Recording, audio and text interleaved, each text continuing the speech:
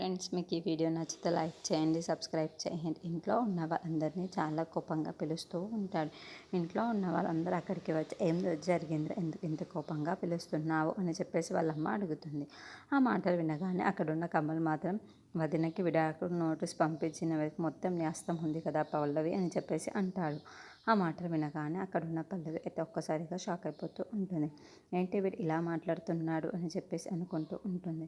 ఇంతలో అక్కడున్న కమల్ మాత్రం వదిన్ని బాధ పెట్టే పని ఎవరు చేసినా సరే వాళ్ళకి నేను ఏదో ఒకటి చేయాల్సి ఉంటుంది అని చెప్పేసి అంటాడు. ఇంతలో అక్కడున్న కమల్ మాత్రం నువ్వు ఇందులో హస్తం ఉందని నాకు అర్థమైపోయింది అందుకే నేను నీకు విడాకులు ఇస్తున్నాను పల్లవి అని చెప్పేసి ఆ మాటలు వినగానే ఇంట్లో ఉన్న వాళ్ళందరూ పల్లవి అందరైతే ఒక్కసారిగా షాక్ అయిపోతారు. ఏంటి వీడు ఇలాంటి నిర్ణయం తీసుకుంటున్నాడు అని చెప్పేసి వాళ్ళ అమ్మ అనుకుంటూ ఉంటుంది. ఇంతలో అక్కడున్న కమల్ మాత్రం అవును పల్లవి, నేను నీకు విడాకులు నోటీస్ ఇప్పుడు ఇస్తున్నాను, నువ్వు ఏం చేస్తావో నేను చూస్తాను అని చెప్పేసి అంటూ చాలా కోపంగా అక్కడి నుండి వెళ్ళిపోతాడు. ఇంతలో అక్షయ్ అవని దగ్గరికి వెళ్తూ ఉంటాడు. అవని అక్కడికి రోడ్డు మీదకి నడుచుకుంటూ వెళ్ళటాన్ని చూసి అక్కడున్న అవనిని ఆపి ఏంటి అవని, ఇంట్లో ఏం జరుగుతుందో నీకు అర్థమవుతుందా అని చెప్పేసి అంటూ ఉంటాడు.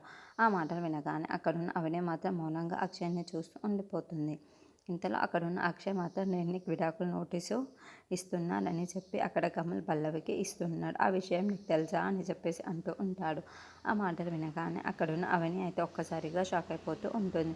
అదేంటండి అలా జరుగుతుందా అని చెప్పేసి అడుగుతూ ఉంటుంది. ఇంతలో అక్కడున్న అక్షయ్ మాత్రం అవును అవని, విడాకుల నోటీస్ పల్లవి వాళ్ళే నీకు వచ్చాయి అని తెలుసుకొని అక్కడ ఉన్న కమల్ పల్లవికి ఇస్తున్నాడు, ఇప్పుడు ఏం చేయాలో కూడా అర్థం కావటం లేదు అని చెప్పేసి అంటూ ఉంటాడు.